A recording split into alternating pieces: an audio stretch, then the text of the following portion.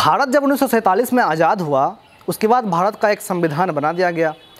इस बड़े से देश को चलाने के लिए कुछ नियम बना दिए गए, जिससे यह सुनिश्चित हो सके कि जनता किस तरह से संचालित होगी और किस तरह हमारे देश की विधि व्यवस्था सही तरीके से काम करेगी। साथ ही हमारे संविधान में इस अधिकार को भी सुनिश्चित रखा गया कि जब भी विकास के मुद्दे पर किसी तरह का कोई बदलाव करना होगा तो भी हम उसमें उसका बदलाव कर सकते हैं और उसमें नई चीज़ें जोड़ सकते हैं। नमस्कार, मेरा नाम अमन शर्मा है और आप जनता जंक्शन देख रहे हैं। अब आप सोच रहे होंगे हम यानी जनता जंक्शन बिहार से उठकर देश तक कैसे पहुंच गया।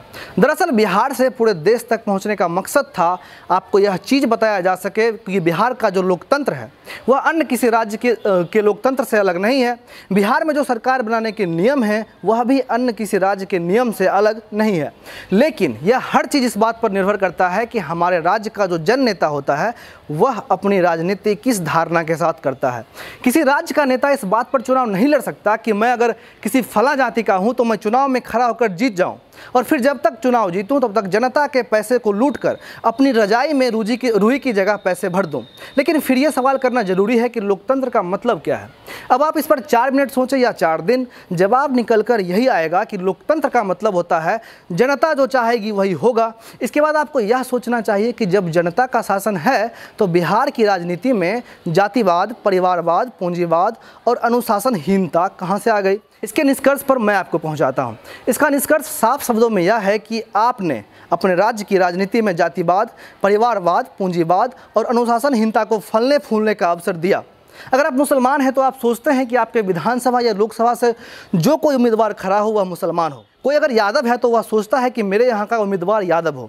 मैं यहाँ से सिर्फ मुसलमानों और यादवों तक बात सीमित नहीं रखना चाहता हूँ। मैं बस यह बताना चाहता हूँ कि हर इंसान अपने में स्वार्थ देखने लगा है, जिसकी वजह से अपने योग्यता को अच्छे नेता होने का मानक नहीं रहने दिया। आपने सोचा कि अगर आपके गांव का मुखिया मुसलमान होगा तो जहां आपकी मुसलमान आबादी रहती है वहां आपके हर घर के सामने चापाकल लगवाएगा, हर चौराहे पर सोलर बल्ब लगवाएगा। किसी और की समस्या समाधान का फिक्र हो या ना, आपकी जरूर होगी। इसी स्थान पर हिंदू भी यही सोचता है, चाहे वो किसी भी जाति का हो। मैं जो कह रहा हूँ उसे बस सुनिए मत, ज़रा इस बात पर चिंतन कीजिए कि क्या आप जब चुनाव में मतदान के लिए जाते हैं तो क्या आप यह नहीं सोचते हैं कि मैं हिंदू हूं, मैं मुसलमान को वोट क्यों दूं। अगर मैं मुसलमान हूं तो लोग सोचते हैं कि मैं हिंदू को वोट क्यों दूं। हमारे चैनल का कहीं से मकसद ये नहीं है कि हम आपको धर्म या जाति के आधार पर उन्माद फैलाने की कोशिश करें। हम बस एक मानसिकता है जो हमारी सबकी बन गई है उसको आपके सामने रखना चाहता हूं। और अब इस पर बात करना इसलिए ज़रूरी है क्योंकि हमारे जो जन नेता हैं उन्होंने हमारे इस नब्ज को पकड़ लिया है। वह जानते हैं कि जातिवाद के आधार पर वह किसी को भी चुनाव जितवा सकते हैं। और जैसा कि मैंने पहले रजाई में पैसा भर लेने की बात की, ये उद्देश्य भी पूरा हो सके। अब ये हालत देखिए, सबको पता है चुनाव नज़दीक है, पार्टी के लोगों का जो फेरबदल चल रहा है वह भी पता है क्यों हो रहा है।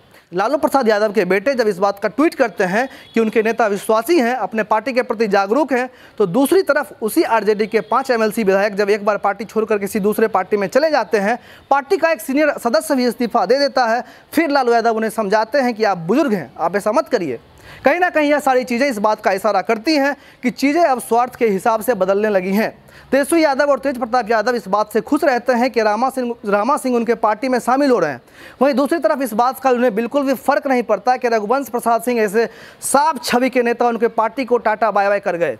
ऐसा इसलिए है क्योंकि तेजस्वी यादव को इसमें यह स्वार्थ दिख रहा है कि राघोपुर की जनता जिसका समर्थन अब आरजेडी खोने के कगार पर है वह बस रामा सिंह के शामिल हो जाने के कारण पार्टी का समर्थन करेंगे और इस तरह से वह एक ऐसे व्यक्ति की मदद से विधायकी का पद समेट लेंगे जो बाहुबली रहा हो, जिस पर अनगिनत केस दर्ज हो और जो अपहरण के जुर्म में जेल जा चुका हो। और यह सब संभव इसलिए होगा क्योंकि हम जातिवाद का समर्थन कर रहे हैं, हम जातिवाद के नाम पर वोट देंगे। तेजस्वी यादव यह सोचकर आश्वस्त हैं कि रामा सिंह के नाम पर राघोपुर में राजपूत वोट बैंक उनके खाते में आ ही जाएगा और फिर यादव और मुसलमान तो उनके पुश्तैनी वोट बैंक रहे ही हैं।